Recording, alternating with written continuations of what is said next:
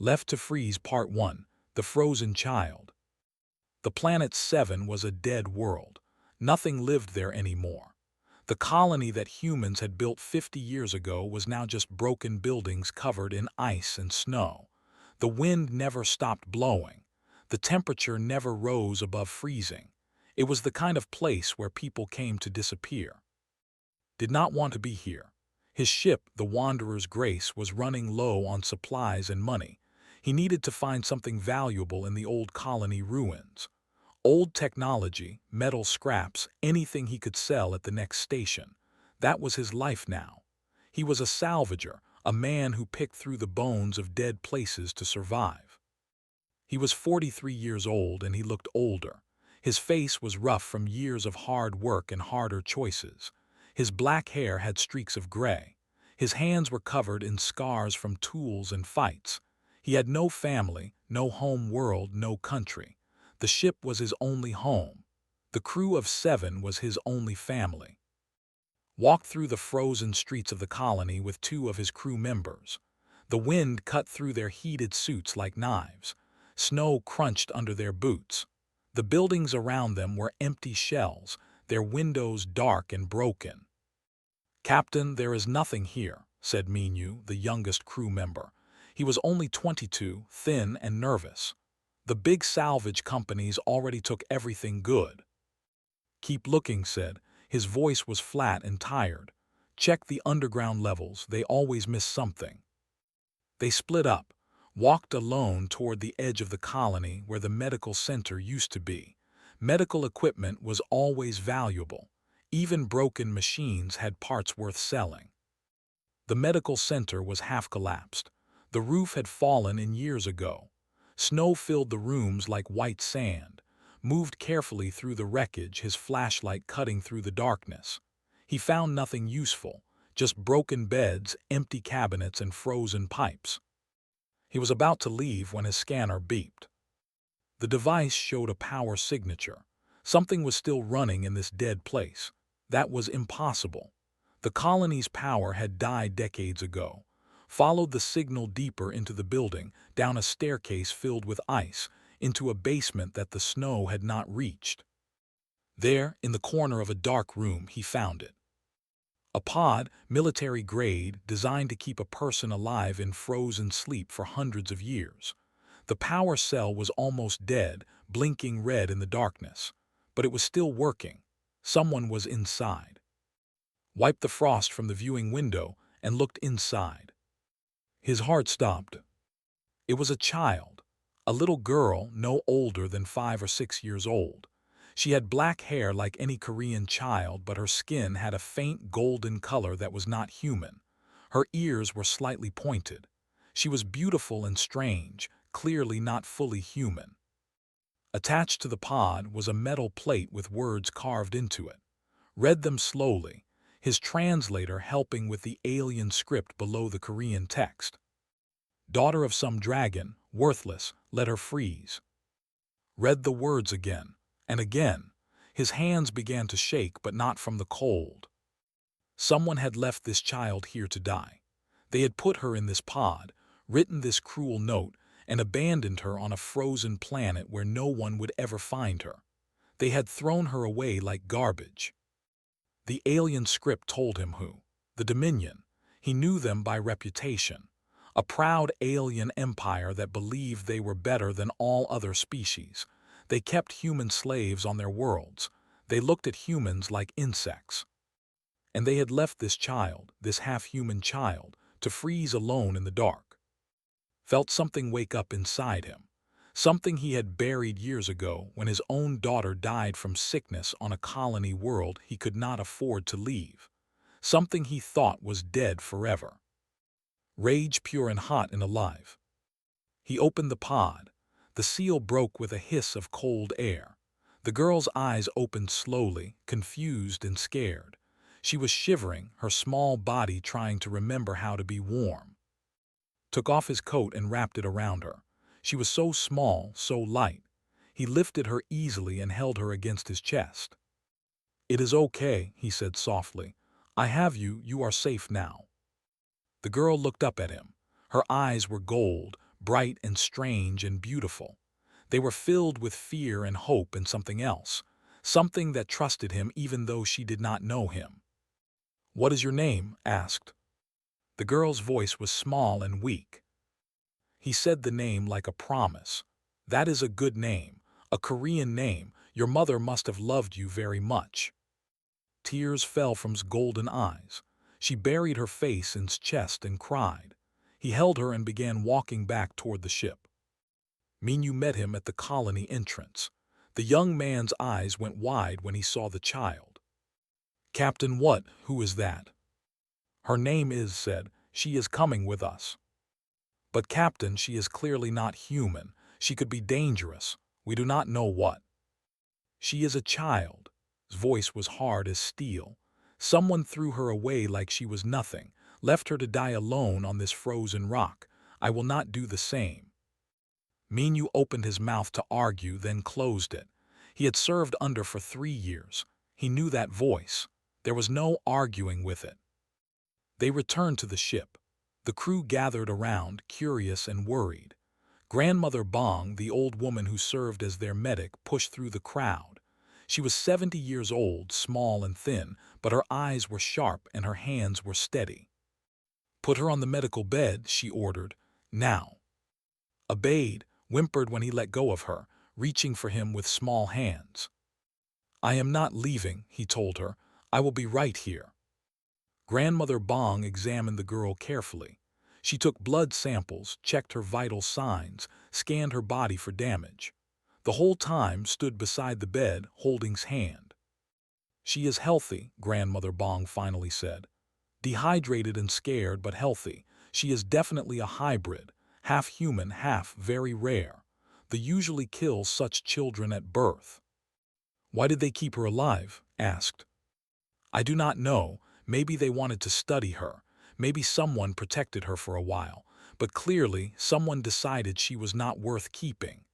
The old woman looked at with knowing eyes. "What are you going to do with her, Captain?" Looked down at, she had fallen asleep, her small hand still holding his. Her golden eyes were closed, her breathing slow and peaceful. She trusted him completely, this man she had just met. "I am going to raise her," he said. "She is mine now." Grandmother Bong smiled, a rare and precious thing. Good, this ship needed something worth protecting. That night sat beside its bed and watched her sleep. Outside the ship, the frozen world howled and raged, but inside it was warm and safe. He thought about the note, "Daughter of some dragon, worthless." "They were wrong about you," he whispered to the sleeping child. "You are not worthless. You are not theirs anymore. Now you are mine, and I will never let anyone throw you away again." Smiled in her sleep, as if she could hear him. The Wanderer's grace lifted off from 7 and flew into the stars. Behind them, the frozen planet grew smaller and smaller until it disappeared. Never looked back. Left to freeze Part 2, The Dragon's Blood. 15 years passed like water through open fingers. Grew up on the Wanderer's grace and the ship became her entire world. She learned to walk in its narrow hallways. She learned to read in its small library. She learned to fight in its cargo bay. The crew became her family and became her father in every way that mattered. She was 21 years old now, tall and strong and beautiful. Her black hair was long, usually tied back when she worked. Her golden eyes had not changed, still bright and strange, marking her as something different. Her skin still had that faint golden color that no human had. But she moved like a human, talked like a human, thought like a human, because that was what she was raised to be. Had taught her everything he knew, how to fly a ship, how to navigate through dangerous space, how to negotiate with merchants and criminals, how to fight with her hands and with weapons. He was not a gentle teacher, but he was fair.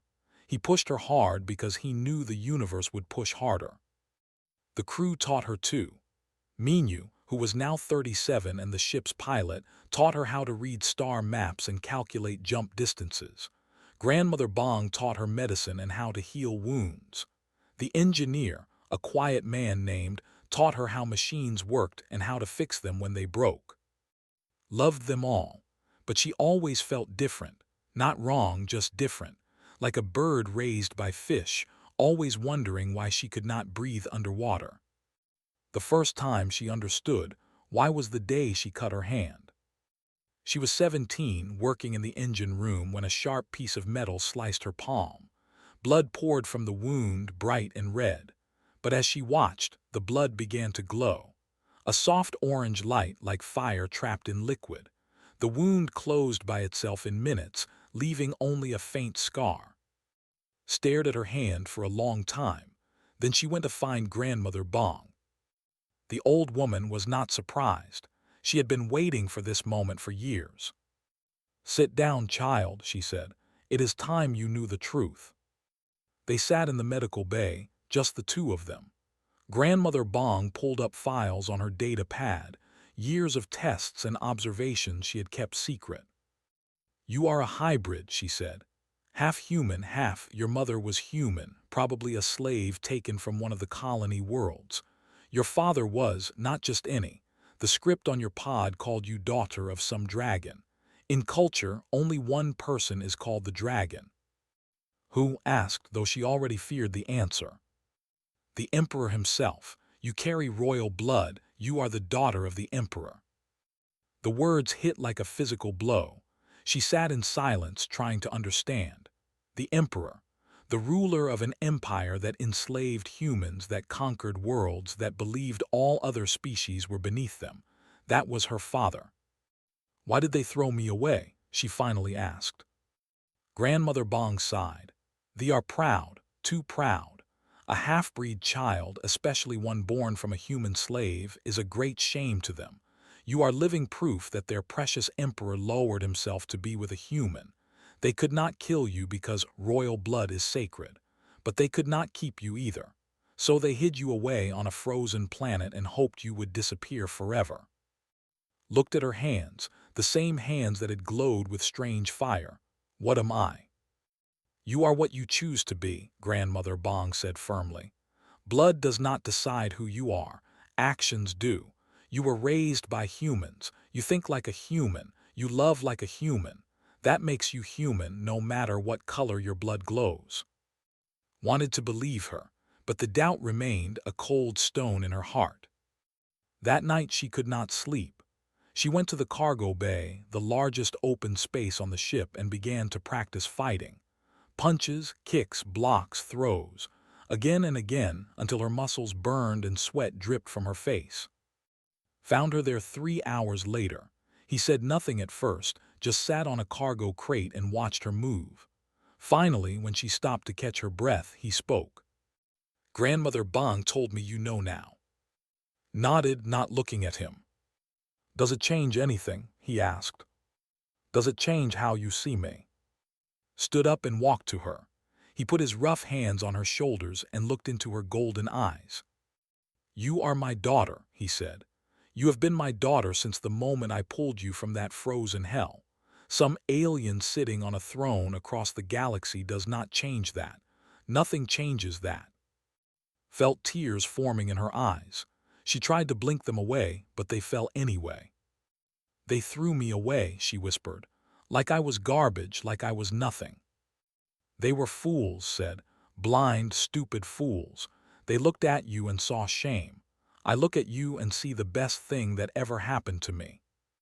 He pulled her into a hug and let herself cry. She cried for the mother she never knew, the slave woman who had probably loved her and lost her. She cried for the years she spent frozen and alone. She cried for the part of herself that would always wonder why she was not good enough to keep. When the tears stopped, something else remained. A fire in her chest, hot and bright, not sadness anymore, not confusion. Anger. "They will come for me someday," she said. They do not like loose ends. When they learn I survived, they will come." Nodded slowly. "Probably. The Dominion has long arms and a longer memory." "Then I need to be ready." His golden eyes burned with determination. "I need to be strong enough to face them, strong enough to make them regret throwing me away." Her father smiled, a fierce and proud smile. "Then we will make you ready. Starting tomorrow, your training gets harder. No more playing around. We will turn you into a weapon." "Good," said. "That is exactly what I want." The years that followed were brutal, pushed harder than ever before. She trained in combat for hours every day. She studied tactics, their weaknesses, their culture. She learned to control the fire in her blood, to use it instead of fear it. Her body grew stronger. Her mind grew sharper. Her heart grew harder. But she never lost her humanity. She still laughed with the crew. She still cared for Grandmother Bong when the old woman got sick. She still loved her father with all her heart.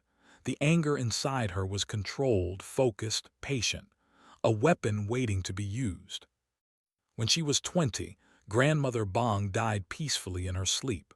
The whole crew mourned, held the old woman's hand as she passed, and promised to remember everything she taught her.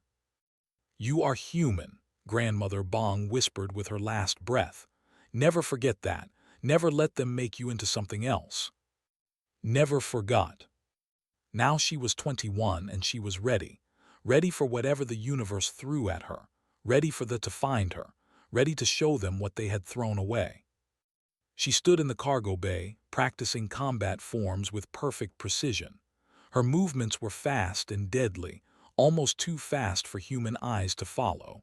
The air around her was warm, heated by the fire in her blood.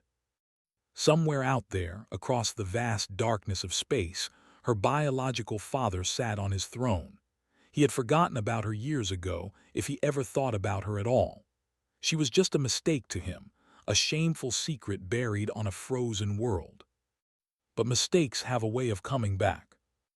And was done being forgotten. Left to Freeze Part 3, The Dominion's Shadow. The trading station called Drift floated in the empty space between three star systems. It was a meeting place for merchants, smugglers, refugees, and anyone else who wanted to do business away from the eyes of governments. Thousands of people lived there, humans and aliens together, in a maze of corridors and market halls. The Wanderer's Grace had docked there many times over the years. It was a good place to sell salvage and buy supplies. The station masters did not ask questions and the prices were fair. Had grown up visiting this place, walking through its crowded streets, learning how the universe really worked. But this time was different. Notice the ship first. It was docked in the military section of the station, a sleek warship with the mark of the Dominion painted on its hull. 3 more ships floated nearby, forming a small battle group. "That is not good," Minyu said, looking at the display screen. "What are warships doing at a neutral station?" His face was hard as stone. "They are looking for something." He glanced at, and they both knew what that something was. "Maybe they are not here for me," said, though she did not believe it. "Maybe," replied, "but we should leave as soon as possible, get our supplies and go." They moved quickly through the station, buying food and fuel, trying not to attract attention. Kept her hood up, hiding her golden eyes and pointed ears. She looked almost human this way, just another face in the crowd. They were almost back to the ship when the announcement came. Every screen on the station lit up with the same image. A face, covered in dark blue scales with eyes like cold fire. He wore the armor of a high commander, decorated with medals and symbols of rank. "Attention," the alien said in perfect human language. "I am Lord of the Dominion. I am searching for stolen property belonging to the Emperor himself. A half-breed female, approximately 21 years of age, with golden eyes and mixed features." Felt her heart freeze in her chest. "This creature was lost many years ago," Lord continued. "Anyone who helps us find her will be rewarded greatly. Anyone who hides her will be destroyed." He smiled, showing rows of sharp teeth. "Bring her to the main plaza in 1 hour. If she does not appear, I will begin killing hostages. 100 humans for every hour she hides." The screens went dark. The crowd around began to murmur. People were looking at each other, looking at any woman who might match the description. Fear spread through the station like poison. "We need to leave now," said Grabbing's arm. but did not move. She was watching the faces around her, mothers holding children, old men too weak to run, families who had come here seeking safety. "He will really do it," she said quietly. "He will kill them." "That is not your problem. We need to go." "He is here because of me. Those people will die because of me." Grip tightened. "Listen to me. You cannot save everyone. If you go out there, they will take you. They will kill you or worse. I did not save you from that frozen planet just to lose you now." Looked at her father. She saw the fear in his eyes, the desperation. He loved her more than anything in the universe. He would fight the entire Dominion to protect her. But she was not a child anymore. "I am not going to hide while innocent people die," she said. "I am not going to be like them. I am not going to throw people away." She pulled her arm free and began walking toward the main plaza. He called after her, "Stop." She did not stop. The main plaza was a large open space in the center of the station. By the time arrived, hundreds of people had gathered there, pushed by soldiers into a terrified crowd. Lord stood on a raised platform, surrounded by his guards. Pushed through the crowd, lowering her hood as she walked. People gasped when they saw her golden eyes. They moved out of her way, forming a path to the platform. Lord smiled when he saw her approach. "So the lost property decides to reveal itself," he said. "Good. This will be easier than I expected." Stopped at the base of the platform and looked up at him. She was not afraid. The fire in her blood was burning hot and steady, filling her with strength. "Let these people go," she said. "You have what you came for." "I will let them go after you are in chains," gestured to his soldiers. "Take her." 4 soldiers moved toward, weapons ready. They were tall and strong, trained warriors of the Dominion. Each one had killed many enemies in battle. Moved faster. Her body was a blur of motion, too quick for normal eyes to follow. The first soldier fell before he could raise his weapon, her fist breaking through his chest armor. The second and third fell together, their necks snapped with brutal efficiency.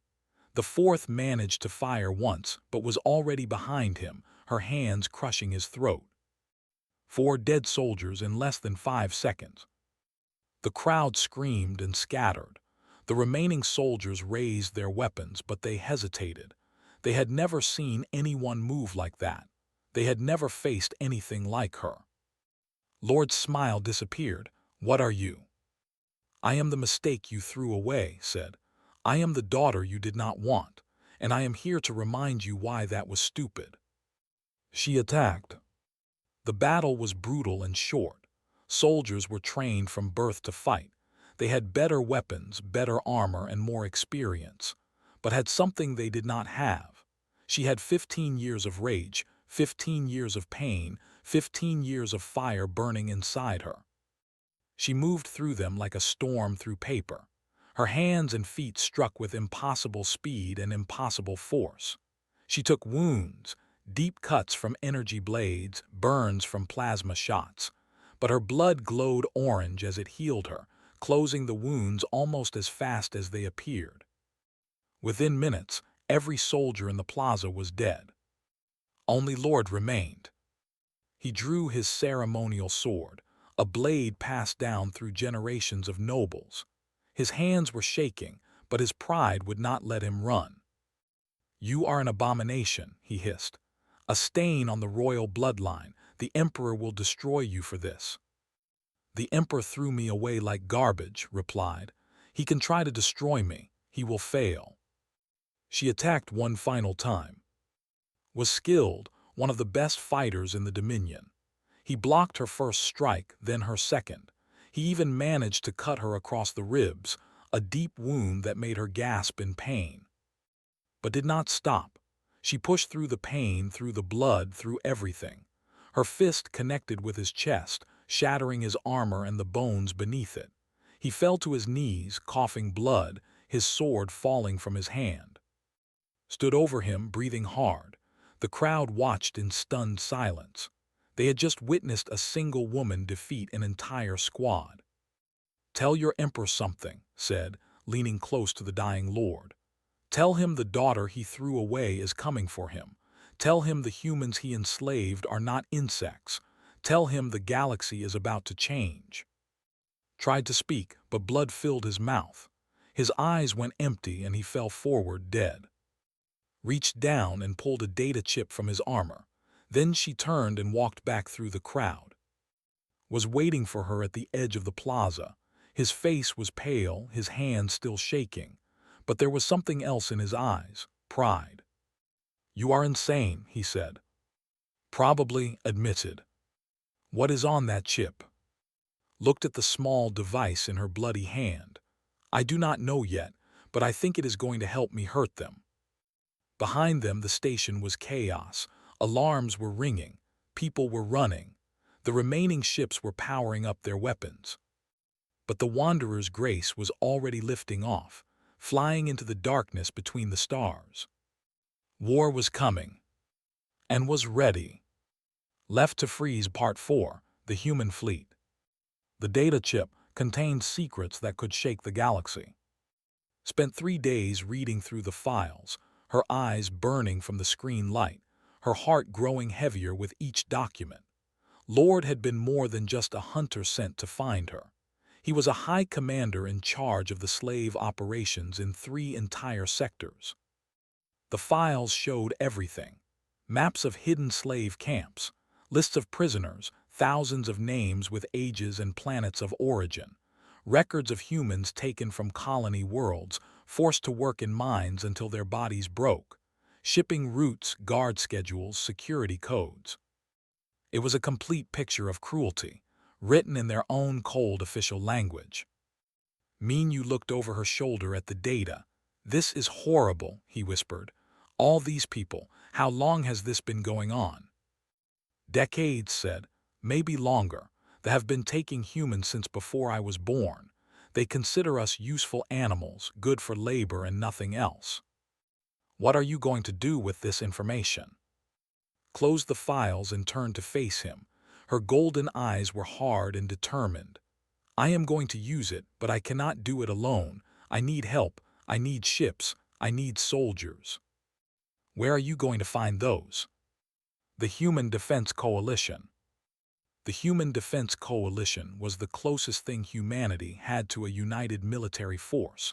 It was an alliance of colony worlds that had joined together to fight against alien threats. For 20 years, they had been fighting in a slow, bitter war. They had won some battles and lost others, but they had never been able to strike at the heart of power. The coalition headquarters was on a station called New Seoul, a massive military base floating in heavily defended space. Getting there was not easy. Getting an audience with the commanders was even harder. But had something they wanted: information. Admiral Park was a man of 60 years, with gray hair cut short and a face full of old scars. He had spent his entire life fighting He had lost friends, ships, and 3 of his own children to the war. He did not trust easily, and he did not waste time on fools.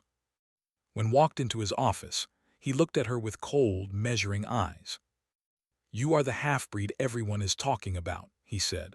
"The one who killed Lord and his entire squad, the one they are calling a monster."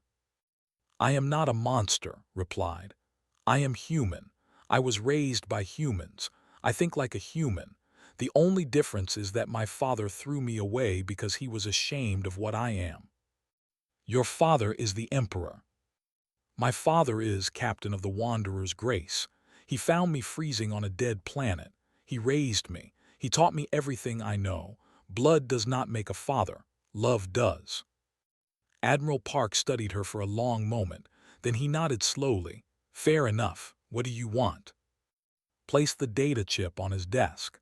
"This contains the locations of every slave camp in 3 sectors. Guard rotations, security codes, prisoner counts. Everything you need to hit them hard."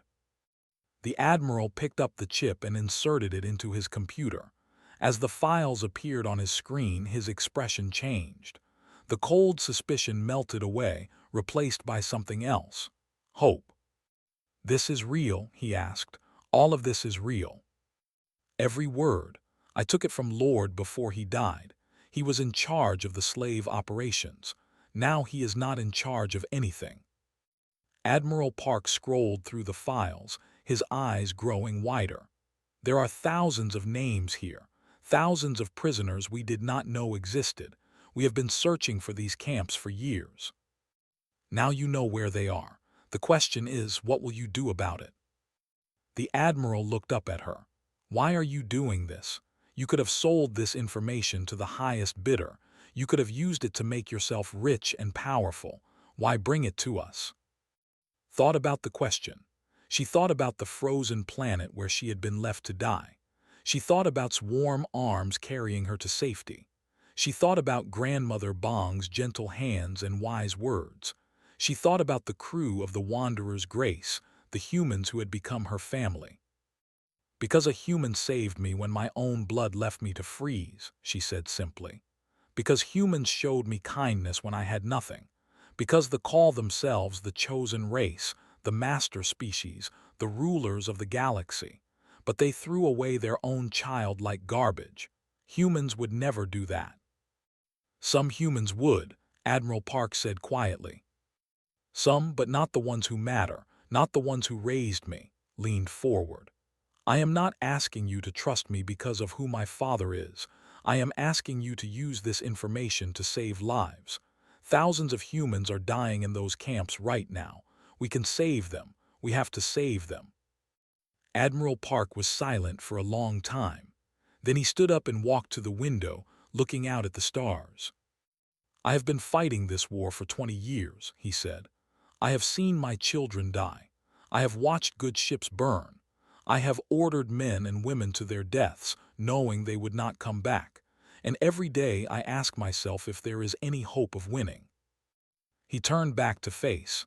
You are giving me hope, real hope for the first time in years. Then use it, strike the camps, free our people, show that humans are not insects to be stepped on. The Admiral smiled, a fierce and hungry smile. I will need to convince the other commanders. Some of them will not trust you. I do not need them to trust me. I just need them to act. And what do you want in return? What is your price? Thought about it. She could ask for money, for ships, for power. She could ask for revenge against the Empire. She could ask for 100 different things. I want to be there, she said. When you attack the camps, I want to fight. I want to help free those people with my own hands. Admiral Park nodded. That can be arranged. The planning took 2 weeks. The coalition gathered its forces in secret, pulling ships from across human space. 30 warships carrying 5,000 soldiers. It was not enough to defeat the Empire, but it was enough to hurt them. It was enough to send a message. Trained with the coalition soldiers during those 2 weeks. At first, they were afraid of her. They had heard the stories about the half-breed monster who moved too fast and hit too hard. They whispered about her golden eyes and her glowing blood. But she proved herself every day. She fought alongside them, ate with them, joked with them. She showed them that she was one of them despite her strange appearance. By the end of the 2 weeks they had stopped whispering. Some of them even called her friend. The night before the attack, stood on the observation deck of the flagship, looking out at the gathered fleet. 30 ships, lights blinking in the darkness, engines humming with power. It was the largest human force she had ever seen. Found her there. He had insisted on coming along, even though had begged him to stay safe. You should be sleeping, he said. I cannot sleep. My mind will not stop running. He stood beside her, looking at the fleet. I remember when I found you. You were so small, so cold. I did not know if you would survive the night. I survived because of you. You survived because you are strong. I just gave you a chance. He put his hand on her shoulder. Whatever happens tomorrow, I want you to know that I am proud of you, prouder than I have ever been of anything in my life. Felt tears forming in her eyes. She blinked them away. I learned everything from you. No, you learned some things from me. The rest you found inside yourself. The courage, the kindness, the fire, that was always yours. They stood together in silence, father and daughter, looking at the stars. Tomorrow, the war would begin for real. Tomorrow, humans would strike back against the empire that had enslaved them for generations. Tomorrow, everything would change. But tonight, there was only peace. "I love you, father," said quietly. Pulled her into a hug. "I love you too, daughter, always and forever." The stars burned cold and distant around them, but inside's heart, the fire burned hotter than ever. She was ready. Left to Freeze Part 5, Fire and Blood. The Battle of Crimson Reach began at dawn. The Coalition fleet dropped out of faster-than-light travel in perfect formation, appearing like ghosts in the darkness around the largest slave complex. 3 stations connected by bridges, holding over 10,000 human prisoners. A small defense force of 8 ships, caught completely by surprise. Admiral Park's voice rang out across every ship. "All units attack, free our people." The space around the complex exploded into fire.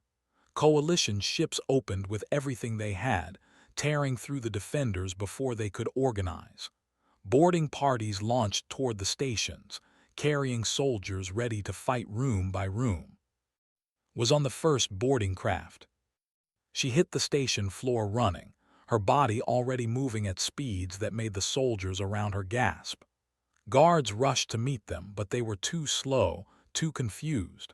Cut through them like wind through leaves, her fists and feet striking with deadly precision.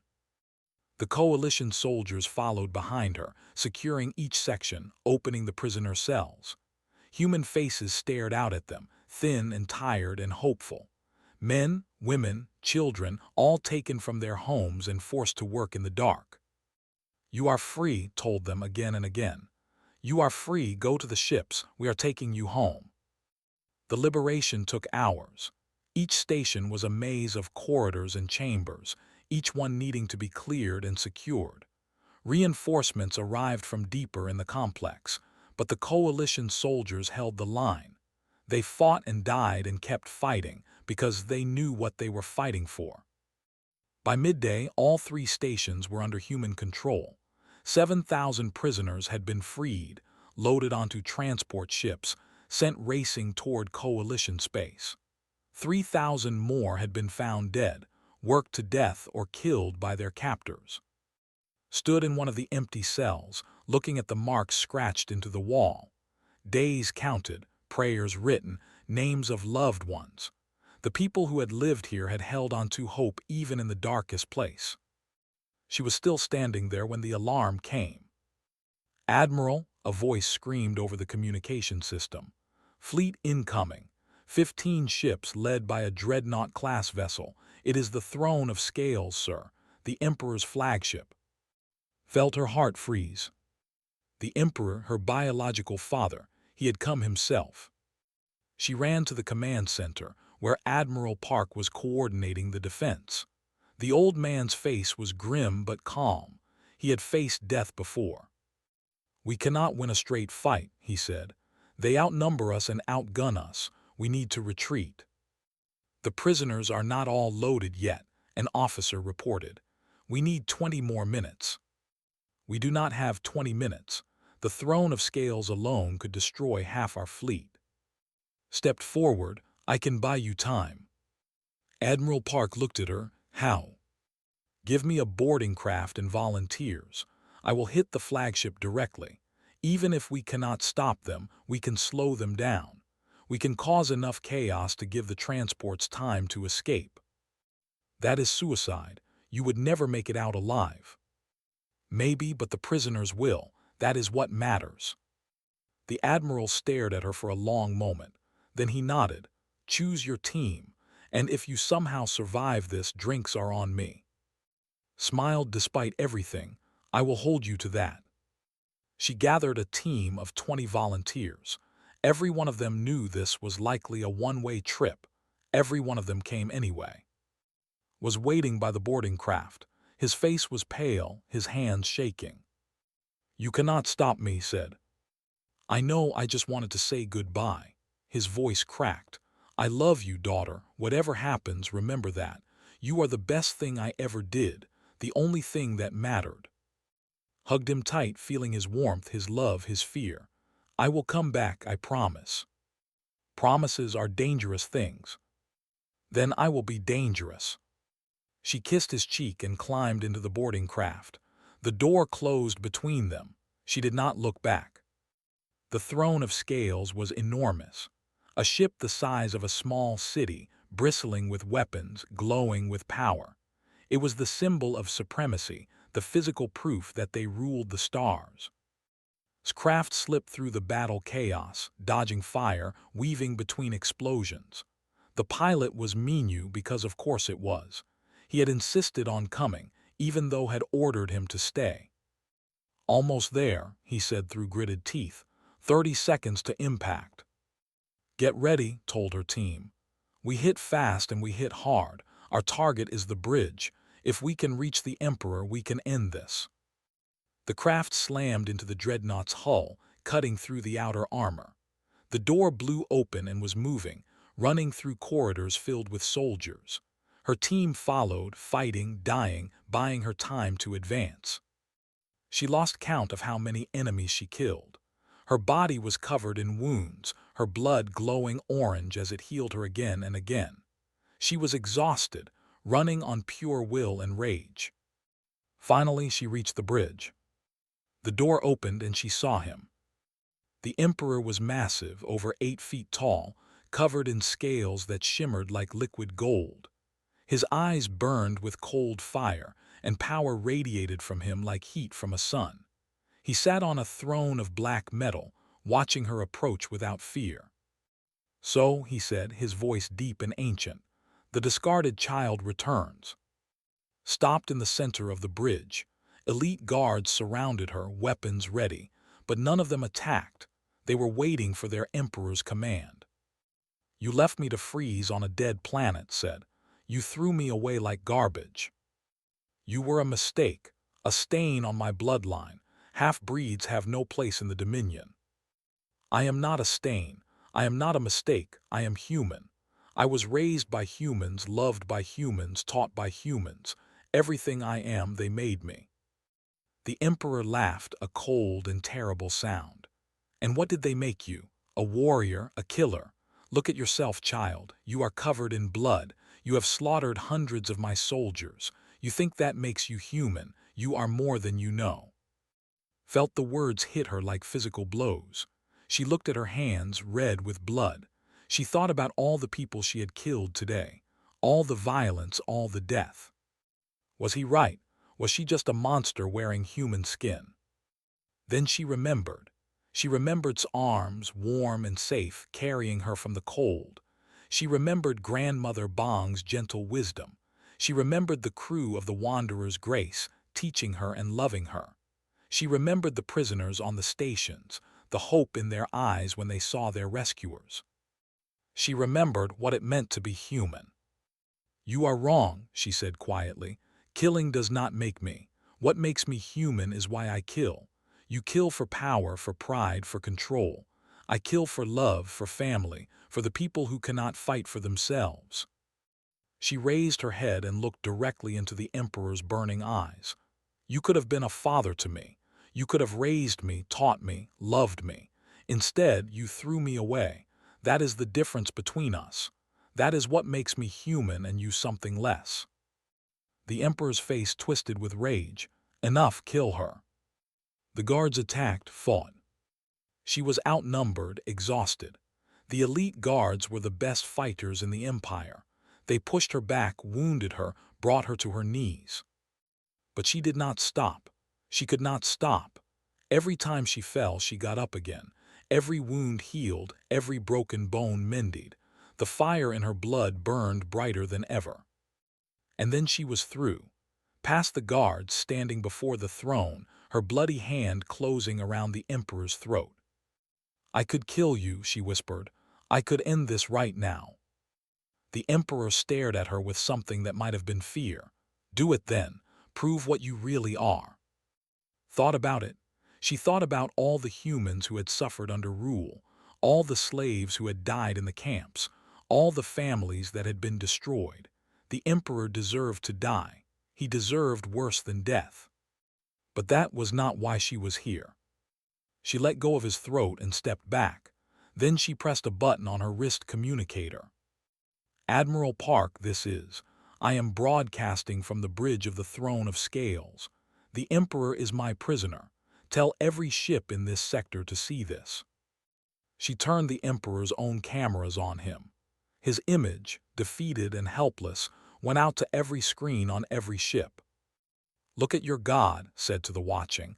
Look at your master. He can be beaten. He can bleed. He can lose. You follow him because you think he is immortal, invincible. He is not. He is just a man who throws away his own children because they are not pure enough. She looked directly into the camera. This war is not over, but from this day forward you know the truth. Humans are not insects. We are not slaves. We are fighters. We are survivors, and we will never ever stop. The fleet hesitated. Some ships, others simply stopped firing. The coalition transports slipped away into faster-than-light travel, carrying their precious cargo to safety. The battle was over. Did not kill the emperor. She left him on his throne, surrounded by the bodies of his guards, and walked away. Minyu was waiting with the boarding craft, somehow still alive. Time to go home, he said. Nodded. She was so tired, so very tired. The journey back to coalition space was quiet. Slept for most of it, her body finally giving in to exhaustion. When she woke, the war had changed forever. The broadcast from the Throne of Scales spread across the galaxy. Humans saw their oppressors defeated, saw their emperor humiliated. The myth of supremacy had been shattered. The war continued for years after that day, but the tide had turned. More humans joined the coalition. More began to question their leaders. The empire that had seemed eternal began to crack. And at the center of it all was a half-breed girl who had been left to freeze on a frozen planet, with a note that called her worthless. Months after the battle, returned to the Wanderer's grace. The ship was docked at New Seoul, battered but still flying, was waiting on the landing pad. He looked older than before, his hair almost entirely gray now. But his eyes still held the same warmth, the same love, the same strength. Walked to him slowly, her legs still weak from her wounds. When she reached him, she did not know what to say, so she just said the truth. I came home. Pulled her into his arms. You were always home. Wherever I am, you are home. They held each other for a long time, father and daughter, human and human. Around them, the station buzzed with activity. Ships came and went. Soldiers trained for battles yet to come. The universe continued its endless spinning. But in that moment, none of it mattered. There was only love, only family, only the warmth that had saved a frozen child 20 years ago and would continue to save her for the rest of her life. Closed her eyes and let herself rest. She had been left to freeze with a note calling her worthless. She had been thrown away by those who should have loved her most, but a human had found her. A human had saved her, and in the end, she had proven what being human really meant. Not blood, not power, not purity. Just love. That was humanity's greatest strength. That was why they would win.